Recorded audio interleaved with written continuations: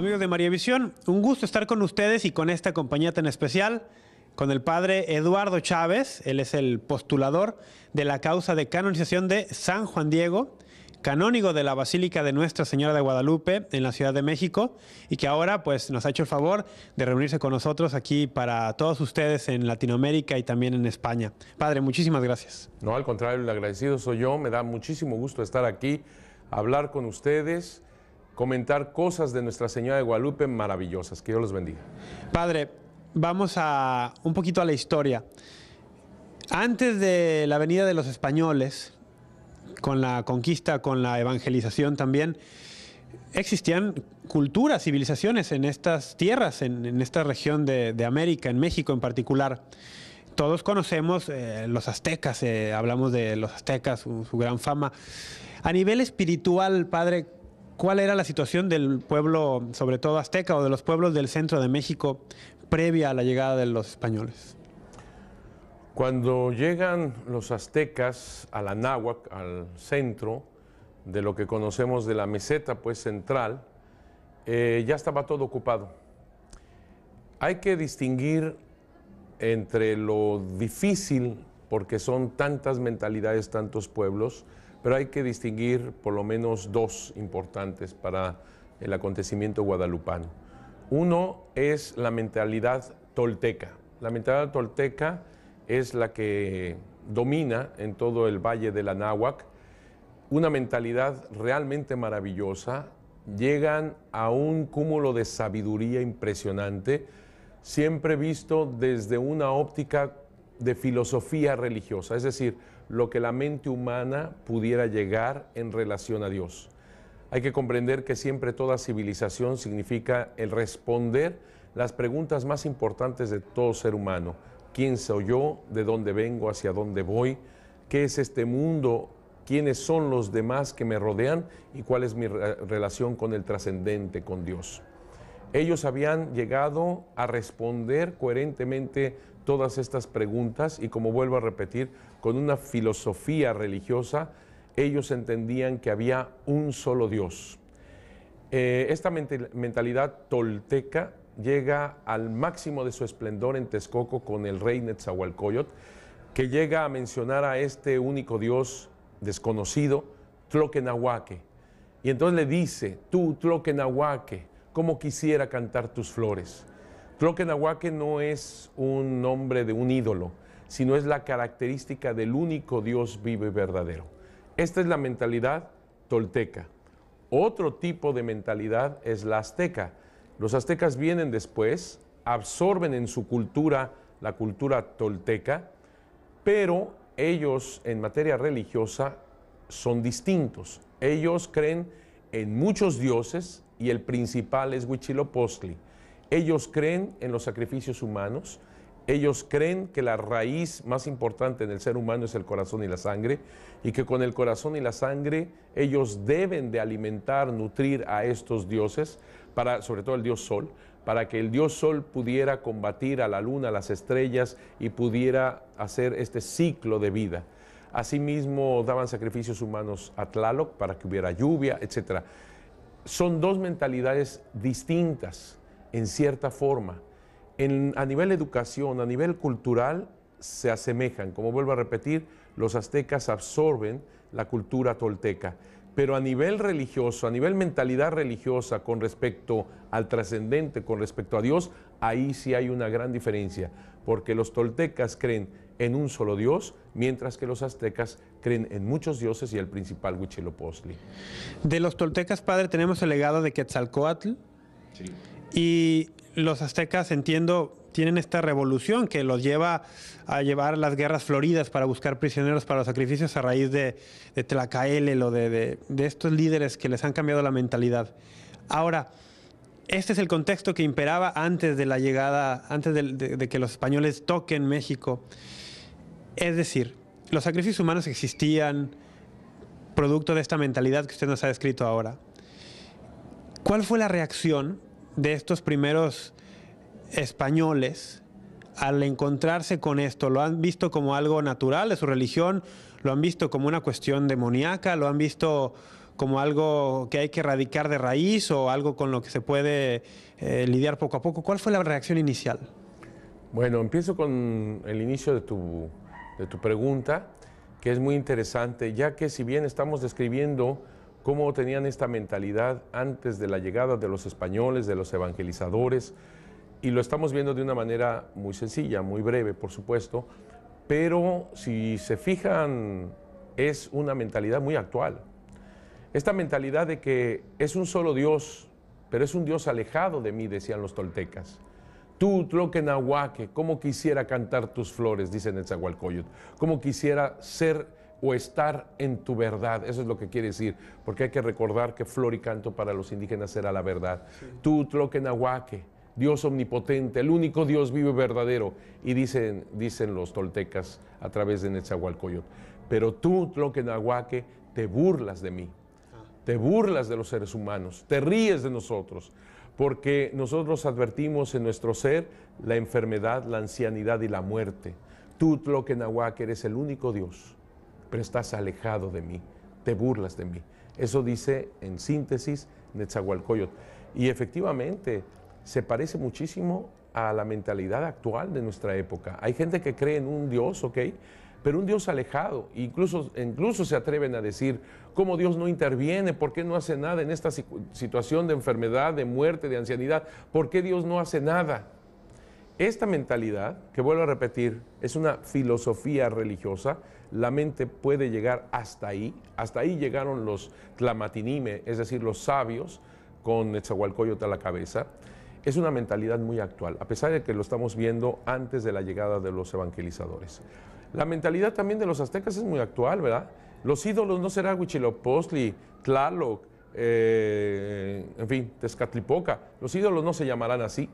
Pero ¿cuántos de nosotros no vivimos precisamente en este mundo tantos ídolos, ¿verdad? El oro, el sexo, el poder, la fama. O sea, el que a veces damos nuestra vida por tantos y tantos ídolos que nosotros nos hemos creado.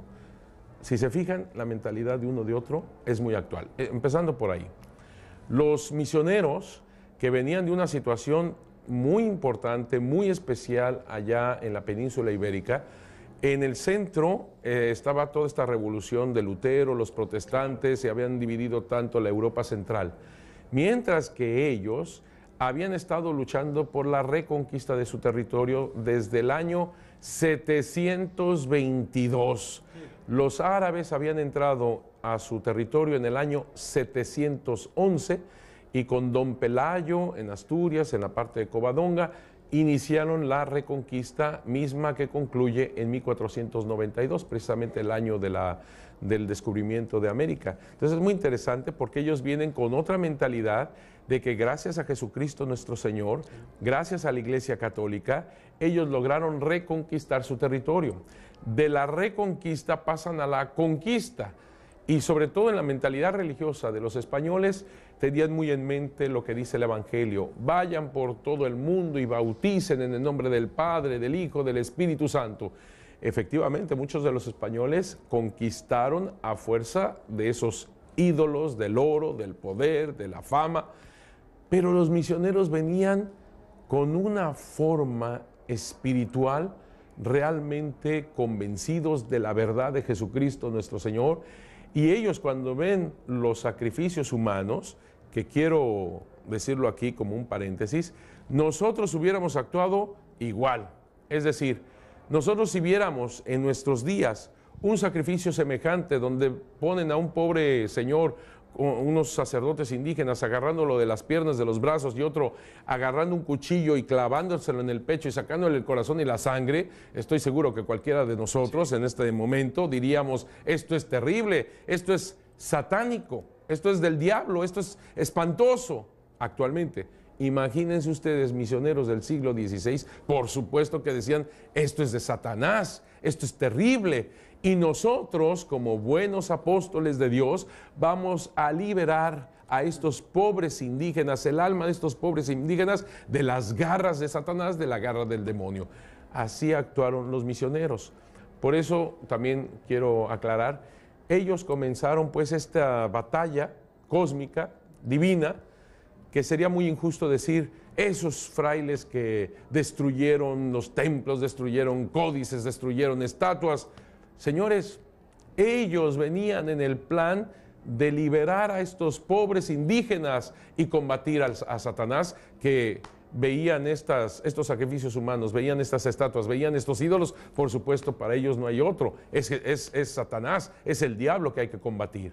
Así que estamos viendo algo del siglo XVI, pero que al mismo tiempo, si ustedes se fijan, es algo pues muy actual. Claro.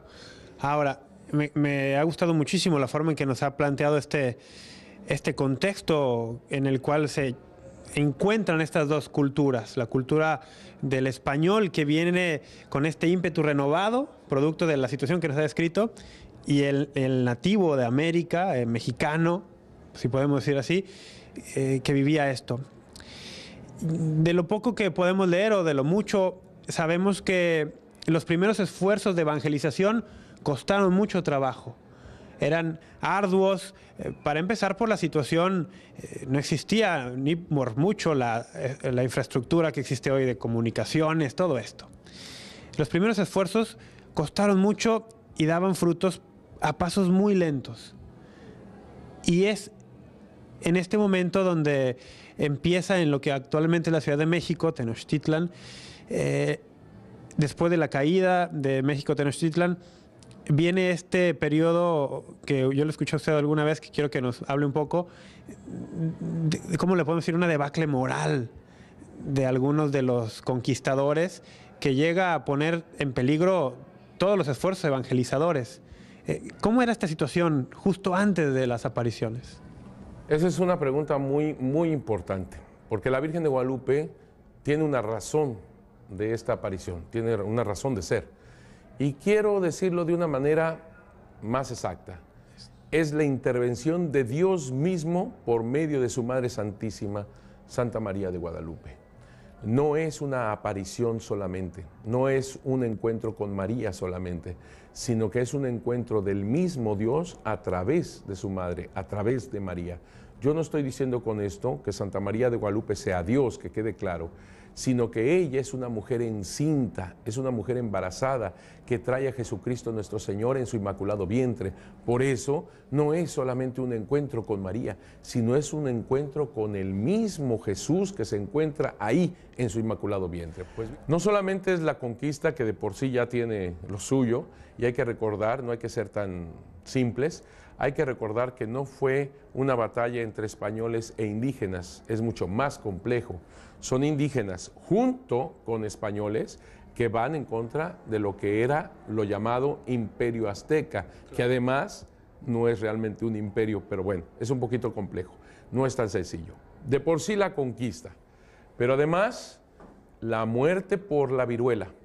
La mitad de la población indígena murió por la viruela. Además, que es lo más importante para mí, creo que tú señalabas también esto, es la gran depresión delante de lo que ellos creían en sus ídolos, en su religiosidad, porque se dan cuenta de que ¿dónde están sus dioses en realidad? ¿Qué sucedió con aquellos dioses que incluso dieron la sangre de sus hijos, los corazones de sus hijos? ¿Qué pasó con esos dioses? Después de 1521, después de la conquista, ya no hay más sacrificios humanos, ya no hay más sangre, ya no hay más corazones, y sin embargo ellos se están dando cuenta que la luna, el sol, las estrellas, la lluvia estaba igual. Entonces decían ellos en su interior dos cosas. Una, ¿dónde están estos dioses?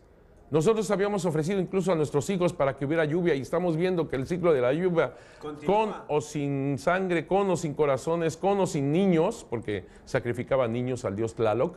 ¿Cómo es que continúa? Eso por un lado. Pero por el otro lado, los indígenas creían en el quinto sol. El quinto sol era la época que estaban viviendo, y esto fatalísticamente lo tenían los indígenas. Tarde o temprano esta era iba a colapsarse. El fin del mundo, tarde o temprano. Los sacrificios humanos eran una forma de prorrogar ese fin, pero que ese fin iba inevitable. Es una catástrofe a través, sobre todo, de terremotos, en una fecha que ellos habían definido 4 movimientos. Mientras los indígenas están viviendo esta catástrofe de la conquista, de la enfermedad, de la depresión, todo esto que les aconteció. Los españoles, y esto casi nadie lo sabe, nadie se ha puesto más a fondo a ver toda esta situación de los españoles, también estaban viviendo terribles divisiones. Después de que deja el poder Hernán Cortés, comienza el poder una primera audiencia presidida por Nuño de Guzmán. Nuño de Guzmán, Delgadillo también estaba ahí, Salazar también estaba ahí, pero Nuño de Guzmán sobre todo, que presidía la primera audiencia, fue terrible, espantoso. Violaba, robaba, secuestraba, esclavizaba, no solamente a los indígenas, sino también a los españoles, verdaderamente una cosa espantosa. Los frailes eran los primeros en defender a los indígenas y a los buenos españoles, que también lo sabía. Y entonces Nuño de Guzmán arremete en contra de los frailes, arremete de una manera terrible, tan es así que él pone un decreto diciendo pena de muerte a todo indio que se acerca al obispo. Entonces lo que estamos viendo aquí es ciertamente lo imposible de una evangelización. Máxime que eran tan poquitos misioneros, porque antes de 1531 eran apenas unos 35, 40 misioneros, algunos franciscanos, dominicos y diocesanos. Los agustinos llegan hasta 1533, los jesuitas llegan hasta 1572. Eran poquísimos los misioneros para un territorio tan grande, tan extenso, titánico la obra, y todavía pues los idiomas que no podían comunicarse tan fácilmente con los indígenas, las distancias, los climas, las culturas, etcétera, etcétera, etcétera. Y ahora resulta que una falta total de testimonio, y que los gobernantes principales todavía dicen pena de muerte a todo indio que se acerque al obispo. No contento con esto, Nuño de Guzmán sale de la Ciudad de México, deja Delgadillo, entra Hernán Cortés, saben que viene Hernán Cortés, y entonces Delgadillo empieza a poner en prisión nada menos que españoles católicos. Entonces, los indígenas, para los indígenas todo esto, pues es una falta de testimonio total. O sea, ¿de qué me están pidiendo que yo me bautice? ¿Cómo es que me están pidiendo que yo me convierta?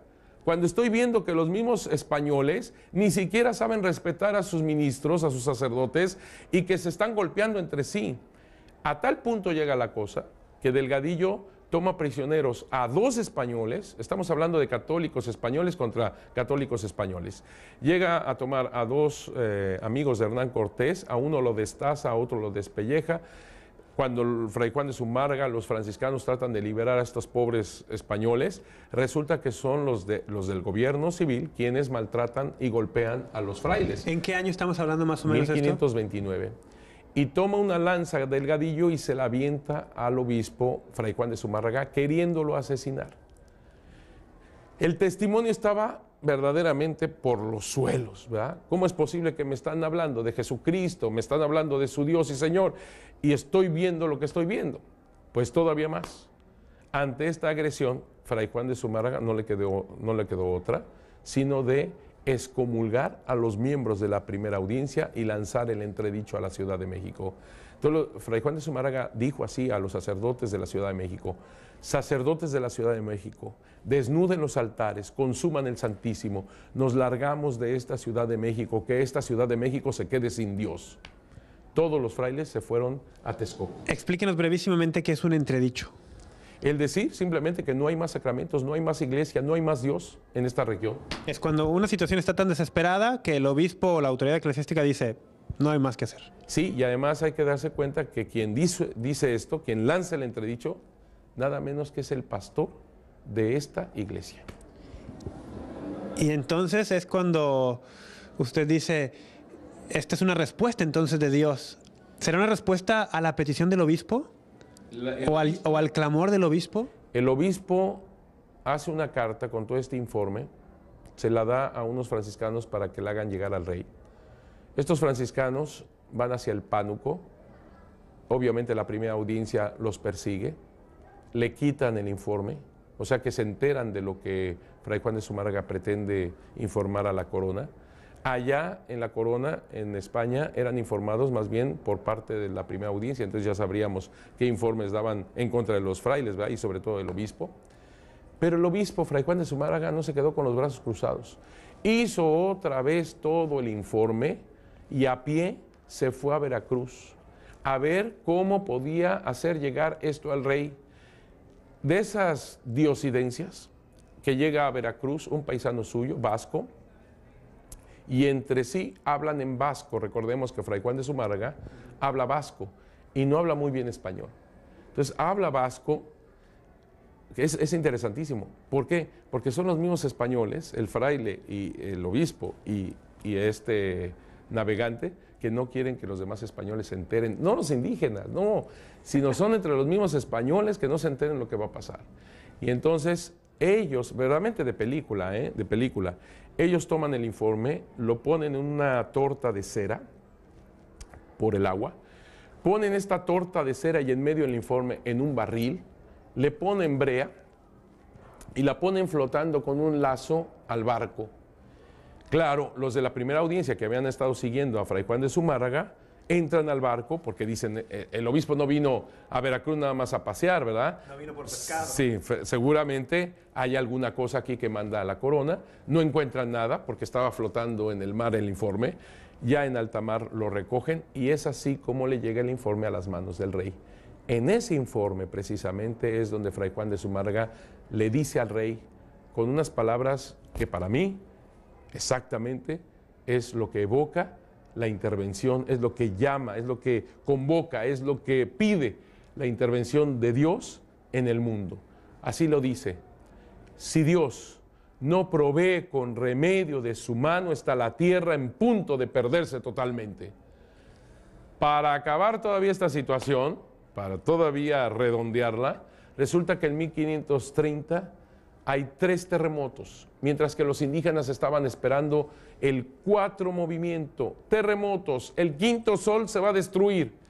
En 1531 hay cometa, para los indígenas los astros se están despedazando, se están acabando. Hay eclipse, para los indígenas la luna está devorando el sol. Verdaderamente es increíble, ¿eh? Es exactamente, el mundo indígena se está despedazando, pero el mundo español se estaba despedazando también. Tan es así que es el obispo quien dice: si Dios no provee con remedio de su mano, está la tierra en punto de perderse totalmente. A eso yo atribuyo que es la intervención de parte de Dios por medio de Santa María de Guadalupe, del 9 al 12 de diciembre del año de 1531. La intervención divina que viene a remediar toda esta situación que usted describe. Y yo aquí veo un paralelo. En la primera evangelización que narra el libro de los Hechos de los Apóstoles, la predicación fue acompañada de señales milagrosas. Aquí la predicación necesitaba una ayuda divina, una intervención de esta magnitud. Es entonces cuando llega esta aparición, Padre. Y todavía más. El Evangelio tiene dos puntos muy importantes: la encarnación del Verbo y la Pascua. La encarnación del Verbo, Jesucristo se hace carne gracias a María, gracias al sí de María. La Pascua, pasión, muerte, resurrección. Si uno lee los Evangelios, Mateo especialmente, se va a dar cuenta los signos cuando es la pasión, la muerte y la resurrección de nuestro Señor Jesucristo. Ahí se ve claramente terremotos, eclipse, todo esto que se están, digamos, todos los astros, todo el universo, también interviene en esto. Es increíble. ¿Y por qué lo veo todavía que no sé cómo describirlo? Porque Santa María de Guadalupe es una mujer de Adviento, precisamente la encarnación del Verbo, la imagen está ahí. Es una mujer encinta. Jesús se encarna gracias al sí de María. Y al mismo tiempo, el 12 de diciembre, lo dice Motolinia, por ejemplo, lo dice también Jerónimo de Mendieta, lo dicen los códices indígenas. No estoy aquí elucubrando nada, estoy simplemente sacando de lo que los mismos indígenas y los frailes de esa época lo están diciendo. Los indígenas celebraban el 12 de diciembre la fiesta de Panquetzalistli. Panquetzalistli no es un ídolo, es el nombre de la fiesta, el nombre de la fiesta más importante, y menciona Motolinia específicamente, es como la Pascua indígena. En otras palabras, la intervención de Dios se da en una encarnación y en una Pascua indígena. Lo digo de esta manera: Jesucristo entra en nuestro mundo, se encarna en nuestro mundo y dice: yo soy el Cordero de Dios que quita el pecado del mundo. Está asumiendo el sacrificio de este Cordero. Él es el sacrificio. En este momento, Él entra en lo que era la fiesta más importante, donde habían muchos sacrificios humanos, y es como si la Virgen de Guadalupe nos estuviera diciendo: no es tu corazón y tu sangre lo que alimenta a Dios, no. Es mi Hijo, es el corazón de mi Hijo, es la sangre de mi Hijo, es el cuerpo de mi Hijo que se entrega, que te nutre. Él es el único y eterno sacrificio. Él asume los sacrificios. Así que es un no al sacrificio. ¿Por qué? Porque ya se dio el único y eterno sacrificio, que es Jesucristo nuestro Señor. El único que realmente salva. Exactamente. Padre, tenemos que hacer una pausa aquí, pequeñita. Enseguida continuamos.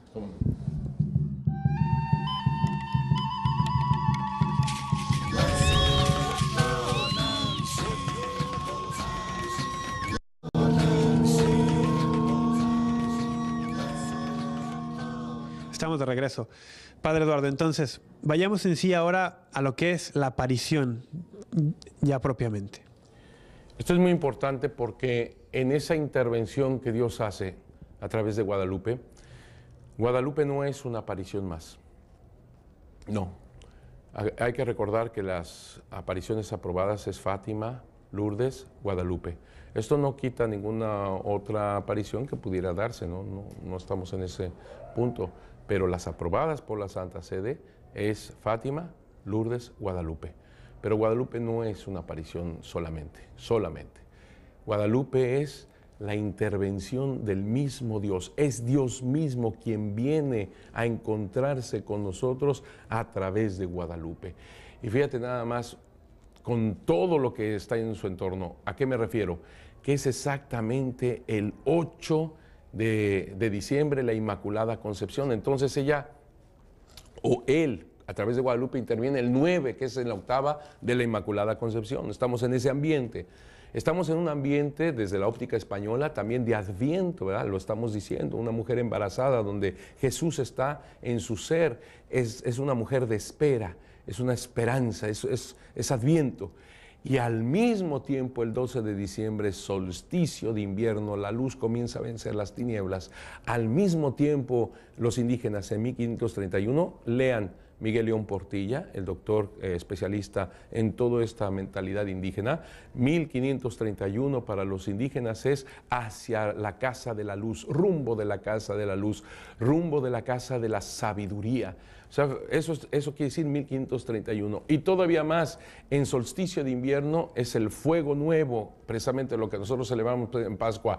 Y todavía más, lo que dice Motolinia, es como la Pascua indígena, exactamente cuando viene la intervención. O sea, como de algo totalmente de muerte, de que todo se está despedazando, ha venido algo totalmente de vida. Y esto es maravilloso porque recordemos la señal que pide el obispo. La señal la pide el obispo. Es decir, el mensaje cuando se encuentra Santa María de Guadalupe con el indio Juan Diego es: quiero mi casita sagrada en donde lo mostraré, lo ensalzaré, lo pondré de manifiesto. Ahí está pues algo que es muy importante. El mensaje de Nuestra Señora de Guadalupe, el centro del mensaje de Nuestra Señora de Guadalupe no es ella, es Él, es Jesucristo. En la imagen de Nuestra Señora de Guadalupe, el centro no es ella, lo más importante no es ella, es Él en su inmaculado vientre. Así, por eso el nombre es Santa María de Guadalupe, que es tan importante, que significa precisamente eso, quien nos lleva a Jesús. Quiero recordar, hago un paréntesis en esto, para aclarar una cosa que siempre ha sido un error desde 1666, y andamos arrastrando este error y haciendo castillos de un error. Ella nunca dijo que se llamaba con un nombre indígena, nunca, nunca. Eso fue algo que sacó Luis Becerra Tanco en 1666, en donde dijo, parece ser, que pudiera ser, que Juan Bernardino no entendió el nombre de Guadalupe y empezó toda una disquisición ahí, y Cuetzalalupeo, o sea, han inventado como 10 nombres que supuestamente la Virgen de Guadalupe dijo. La mujer, la doncella que pisa la serpiente y cosas por el estilo. No es verdad. Y yo quiero de una vez por todas aclararlo. Ella dijo Santa María de Guadalupe, conocido por los españoles, por el monasterio que se encuentra allá en Extremadura, pero no tiene nada que ver con el monasterio de Extremadura. Óiganlo bien, nada que ver. Los mismos españoles, y tenemos los documentos, los mismos españoles quieren quitarle el nombre de Guadalupe. Ningún español le puso ese nombre. No querían que se llamara Guadalupe. Ella quiso llamarse Santa María de Guadalupe. Judío, María, Guadalupe, árabe, hace una unidad, una armonía de las dos grandes culturas que creen en el mismo Dios, que siempre andan en conflicto. En ella es su identidad, su unidad, su armonía. Lo mismo dígase de lo español, de lo indígena, su mestizaje. Los mestizos no los querían ni los españoles ni los indígenas. Los mestizos eran despreciados por los españoles porque eran producto de guerra, despreciados por los indígenas porque eran producto de violación. Y sin embargo es ella quien toma este mestizaje, uniendo, armonizando, volvemos a lo mismo, tomando el valor del mestizo. Esto es muy importante, pues, el nombre, porque nos señala la misión de María. Por eso sigo ahora sí que subrayando que la misión de Santa María de Guadalupe es llevarnos a Jesucristo nuestro Señor. Exactamente como las bodas de Caná. Hagan todo lo que Él les diga. Pues bien, en esta aparición elige a un indígena, Juan Diego Cuauhtlatoatzin, para dar este mensaje. El mensaje, por lo tanto, no es de Juan Diego. El mensaje es para el obispo. El dueño del mensaje es el obispo, cabeza de la iglesia. En esto tenemos pues como Santa María de Guadalupe se somete a la autoridad del obispo, que al final de cuentas fue el obispo. Si Dios no provee, con remedio de su mano está la tierra que se pierde totalmente. Por eso es muy importante la figura del obispo. Y aquí también quiero aclarar, no es el malo de la película el obispo, no.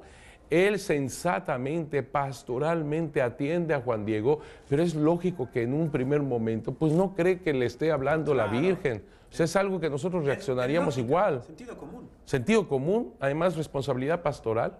Como Veleta hacía a todo el mundo que le dice que la Virgen le habla y va a creerlo sin más. Pues no, ¿verdad? Entonces tiene que irse con calma, con prudencia, y le pide una señal. Así que tenemos otro elemento muy importante. La señal no es de Juan Diego, la señal es del obispo. Así que el mensaje y la señal es del obispo. Juan Diego es su humilde servidor. Pero aquí viene una cosa bien interesante, bien importante para los laicos. La Virgen de Guadalupe elige a un laico como Juan Diego. Ella podía haberse ido directamente con el obispo y pedir el templo. No. Ella dice, quiere, le suplica, le ruega a Juan Diego que intervenga, que sea su intercesor. Esto es muy fuerte porque yo como consagrado, como sacerdote, realmente me llama mucho la atención cómo la Virgen de Guadalupe elige a un laico, le suplica a un laico, le ruega a un laico que sea su intercesor. Cuando yo como sacerdote me hinco ante ella, le suplico ante ella que por favor ella sea mi intercesora. Pues nada menos que la Madre de Dios, la Madre del Dios creador del cielo y de la tierra, quiere que tú seas su intercesor. Eso. Y le dice que es del todo necesario que por su mediación esto se lleve a cabo. Es un énfasis grandísimo. Grandísimo el laico. El laico. Por eso quiero nada más redondear esta idea de que efectivamente la señal son las flores como todos lo conocemos, pero no solamente la señal, sino que cuando va a entregarle la señal al obispo, que son las flores, que es muy adecuado para los indígenas, recordemos que flor y canto significa la verdad, por lo tanto la señal significa la verdad que se le va a manifestar al obispo. Resulta que en ese momento se plasma la imagen de Nuestra Señora de Guadalupe en la tilma de este laico humilde indígena Juan Diego Cuauhtlatoatzin. En otras palabras, lo convierte en señal del inmenso amor de Dios al laico. Increíble. Padre Eduardo, ahora que usted mencionaba cómo ella quiere llamarse Santa María de Guadalupe para unir así judío, musulmán,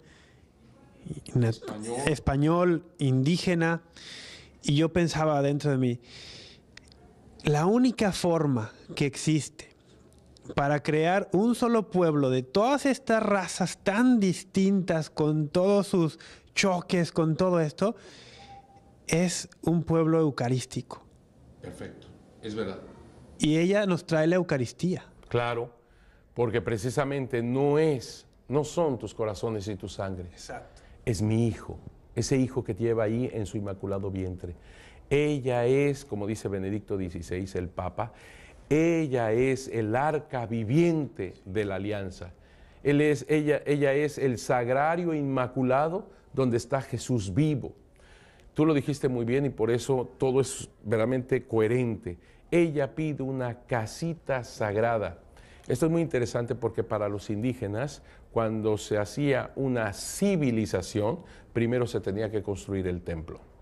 Entonces, lo que está pidiendo la Virgen de Guadalupe, y lo está captando la mentalidad indígena de Juan Diego, una nueva civilización. No es solamente un templo físico, sino una nueva civilización del amor de Dios. ¿Por qué? ¿Por qué sabemos que es del amor de Dios? Porque menciona el templo diciendo una casita sagrada. Es decir, ese templo es donde está la familia de Dios, casita sagrada. Es un templo en donde está Jesús como centro, pero que nos hace familia a todos. Por eso su rostro moreno significa el rostro de todas las razas. Ella es madre de todos los pueblos. En esa casita sagrada todos debemos de vernos exactamente así, como verdaderos hermanos. Quiero una casita sagrada en donde lo mostraré, en donde lo manifestaré, en donde lo daré con todo mi amor personal. Entonces está clarísimo que ella lo que pide es una nueva civilización del amor de Dios. Y donde la única forma de hacernos hermanos, los que somos distintos en la carne humana, es unirnos en la carne de Jesús y en la sangre de Jesús y compartirla. Es maravilloso este mensaje, Padre, porque pues nos deja el camino muy claro a nosotros. ¿Cómo construimos esta civilización del amor? Con la Eucaristía. Así es. Y cómo Dios quiso intervenir a través de su Madre Santísima de Guadalupe. Quisiera nada más hacer como un paréntesis en esto, porque me parece muy importante, cosas a veces hasta sencillas, pero son realmente importantes. A veces atacan a la Virgen de Guadalupe diciendo, no te harás ídolos de madera, de piedra, de etcétera. Ajá, sí. Porque no te harás ídolos de mano humana. Bueno, empezando, porque la imagen de Nuestra Señora de Guadalupe no es hecha por mano humana. Empezando por ahí. Nadie la hizo. Empezando por ahí. Segundo, por supuesto que Dios sabe que necesitamos la cuestión sensible. Por supuesto, por eso se encarna para que lo veamos, lo abracemos, lo escuchemos, tengamos su palabra de manera directa en Jesús a través de los evangelios. Por supuesto que sabe que necesitamos la cuestión sensible. Tercero, la imagen de Nuestra Señora de Guadalupe, volvemos a lo mismo, el centro ni siquiera es ella, el centro es Él, Jesús. Es una mujer eucarística. Así que la imagen de Nuestra Señora de Guadalupe es como esa fotografía, es como ese retrato, es como esa pintura de nuestra Madre, en donde encima ella ha puesto a mi hijo, a mi hija muy amado, de parte de su Madre Santísima. Es exactamente la conservación de una imagen que yo amo tanto, ¿verdad? Y que me ayuda tanto a llegar a Jesucristo. El Dios por quien se vive, a quien se le adora, a Jesucristo nuestro Señor, a través de su Madre Santísima, a quien se le venera. Leemos, Padre, en los relatos que después de la intervención de Dios a través de la Virgen María, la evangelización dio un vuelco total. Así es. He leído yo los relatos de Motolinia, que dice que había días en que llegaban a bautizar a miles. Así es. Y terminaban con los brazos cansados. Así es.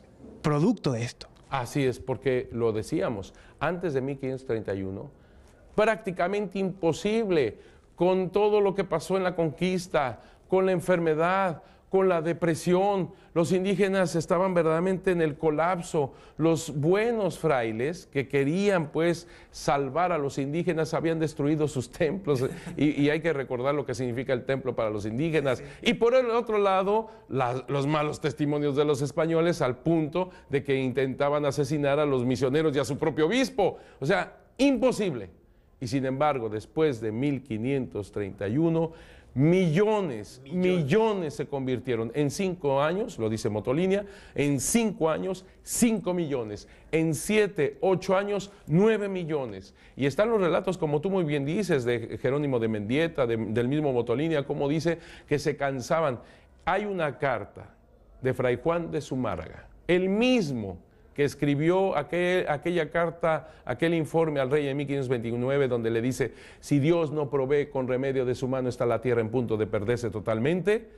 En 10 años después, le escribe una carta diciéndole, de aquí, de las Indias, saldrá la reforma universal. En 1538 hace esa carta.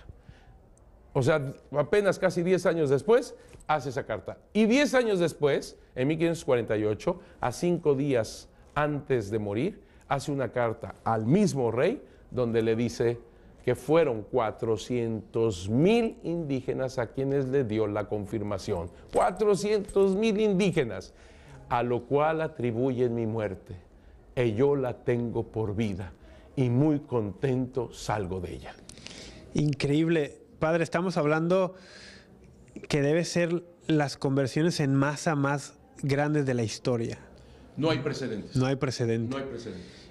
¿Y cómo es Dios de providente que al mismo tiempo que en Europa millones de sus hijos eran apartados del seno de su iglesia, en América millones eran incorporados? Y estoy seguro que la Virgen de Guadalupe llegará al punto ahí. Precisamente tocará el corazón de tantos hermanos. Estoy seguro que la Virgen de Guadalupe no solamente será patrona de todo el continente americano o de Filipinas, como ya lo es, sino estoy seguro que será patrona del mundo entero. Nos reunirá a todos en esa casita sagrada en donde todos seremos la única familia de Dios. Amén. Padre, muchísimas gracias. No, nada, al contrario, que los bendiga mucho. Para mí, y estoy seguro para todo el público de María Visión, ha sido una gran bendición poder hablar con usted. Al contrario, gracias, que Dios los bendiga a todos y que Santa María de Guadalupe los cubra con su manto lleno de estrellas. Que Dios los bendiga mucho.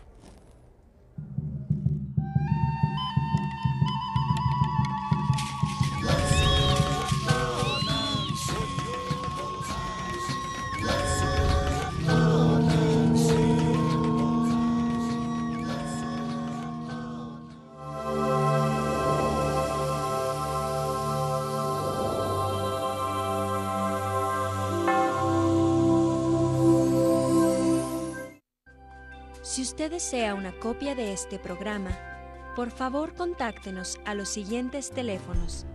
Desde el extranjero, marque 0052 33 3770 1814 y del interior de la República Mexicana al 01900 849 3507 o escríbenos a nuestro correo electrónico tiendavirtual@mariavision.com y visita nuestra página web www.mariavision.com.